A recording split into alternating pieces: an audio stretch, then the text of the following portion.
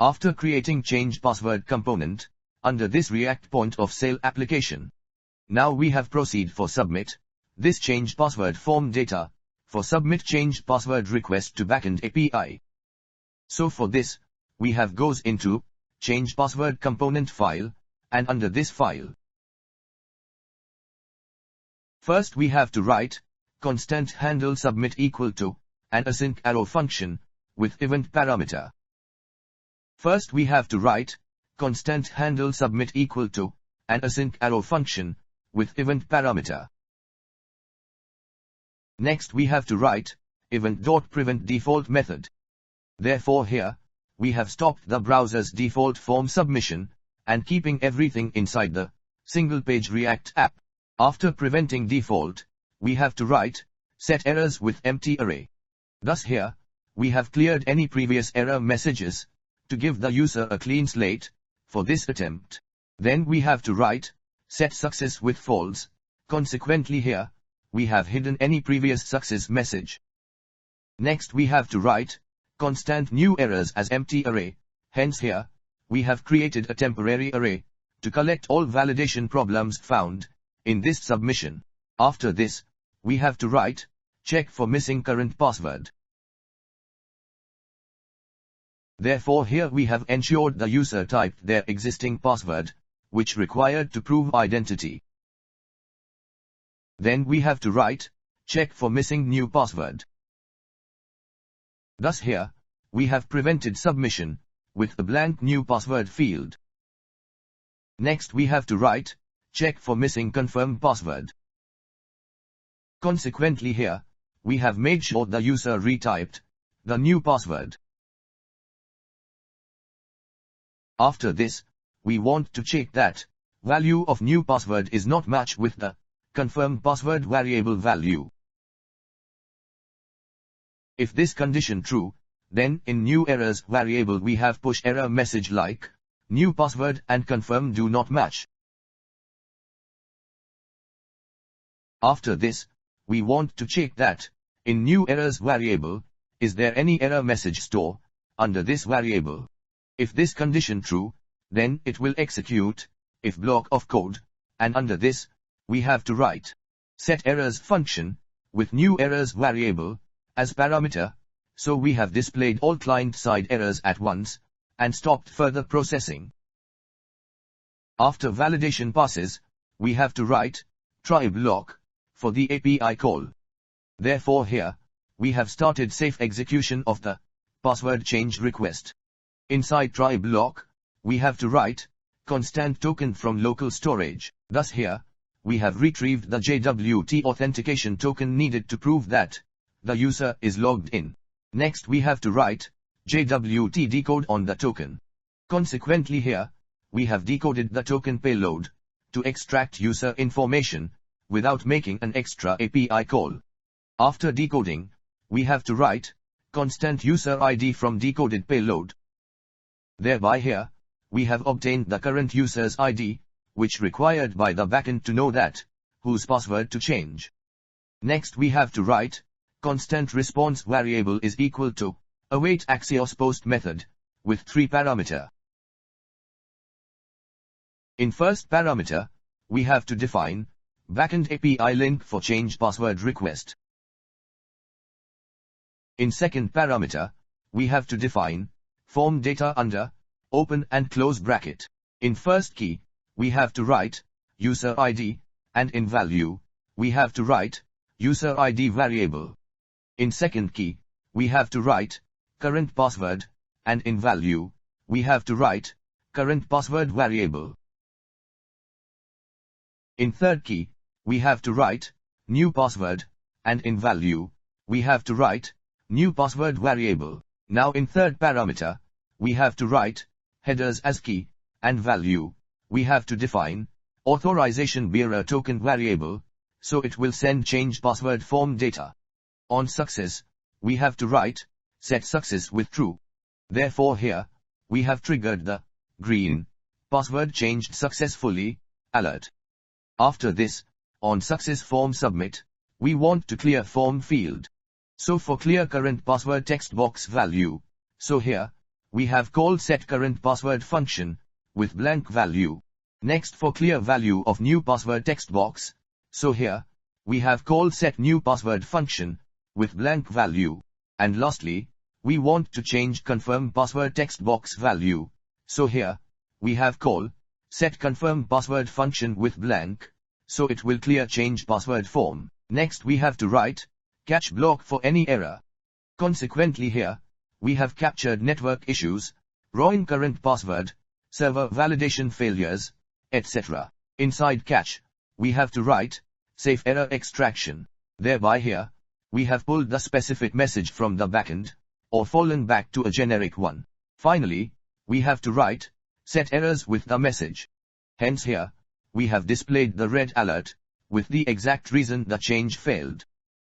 So here, our handleSubmit function is ready. Now we want to call this function on the form submission. So here in form tag, we have to write onSubmit event is equal to open and close bracket, and between this, we have to write handleSubmit function. So on change password form submission event, this function will be called, and it will send data to Backend API. So here, our front-end code is ready. Now we have goes into Backend directory, and goes into routes directory, and goes into auth.js file. First we have to write router.post method for change password with authenticateToken middleware and a validation array. Hence here, we have created a secure post endpoint that allows only authenticated users to change their password. Inside validation array, we have to write body validator for user ID. Therefore here, we have ensured the submitted user ID is a valid integer, which preventing malformed or string-based attacks. Next we have to write validation for current password. Thus here, we have enforced that the old password must be provided.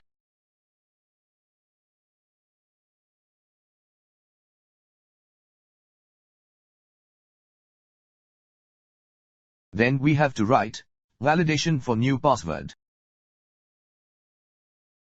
Consequently here, we have required a new password, that means no empty updates allowed.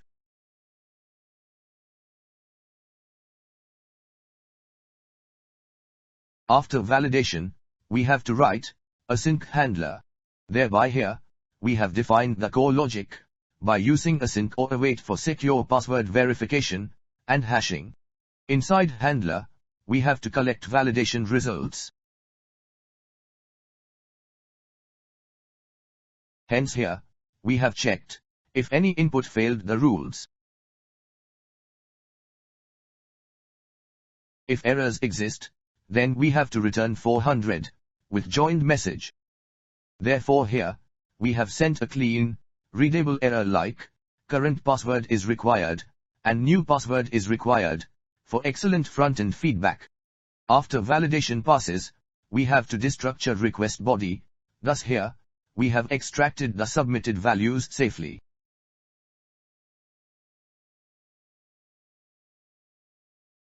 Now we have to write if statement, and under condition, we have to write request.user.userId value is not matched with the userId variable value. If this condition true, then it will execute if block of code, and under this block, we have to write return statement with response.status with 403 status code with JSON method. Consequently here, we have blocked any attempt to change someone else's password. Next we have to write try block for database operations. Thereby here, we have started safe execution of sensitive password logic. Under this first, we have to write constant rows variable is equal to await db.query method, and under this method, we have to write select query for check user ID variable value found under this user table, so it will execute this query and store result under this rows variable. Now below this we have to write if statement, and under condition, we have to write rows.length value is equal to 0, if this condition true.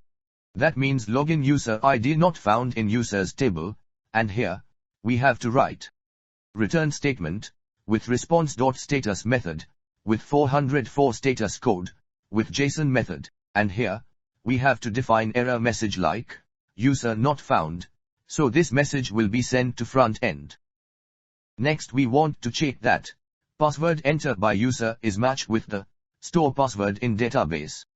So for this, here we have to write, constant isMatch variable is equal to, await bcrypt.compare method, with 2 parameter.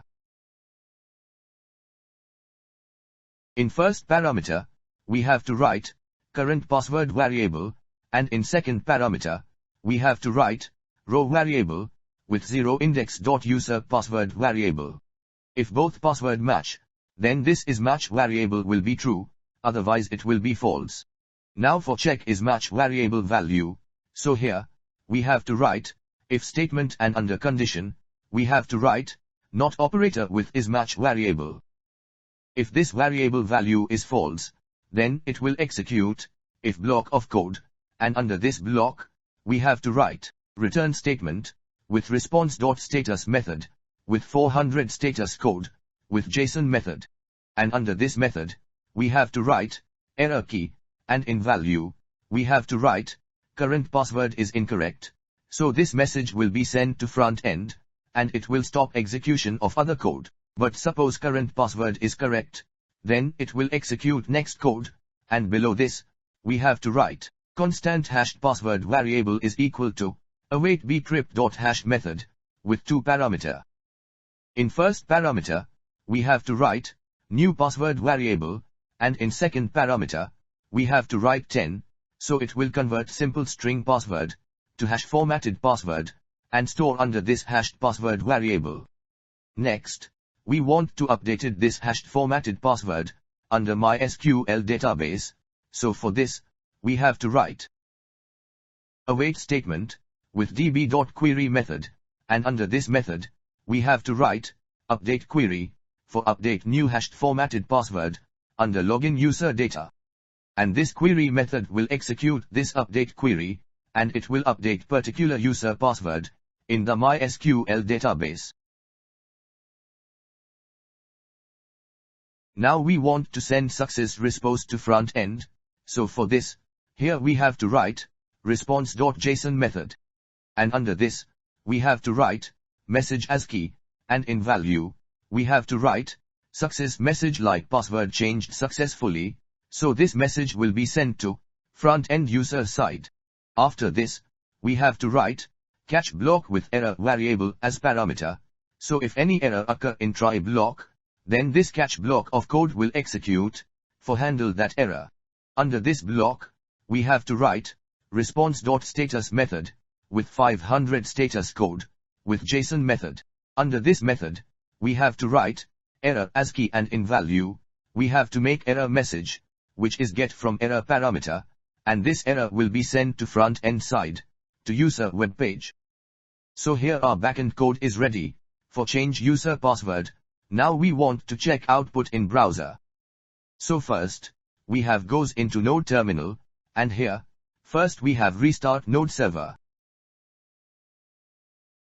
Now in browser, here we can see that, change password form has been displayed on web page. So first, we have refreshed web page, and after this, we have directly click on the, change password button.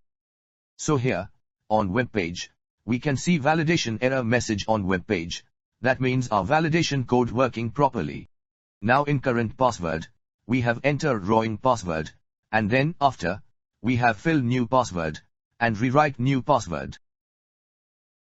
After this, we have click on change password button, then here, we can see error message like, current password is incorrect. Now we have enter correct password, and then after, we have enter new password, and also re-enter new password. And after this, we have click on change password button, so here, we can see success message on web page, and after this, we have log out from this system, and here, we have redirect to login page. Now here, we have enter email address, with new update password details, in password text box. Now we have click on login button, and here, we can see that, we have login with new password. That means our changed password feature is working properly. So after making change password module, we will move to order management module, under this React point of sale application.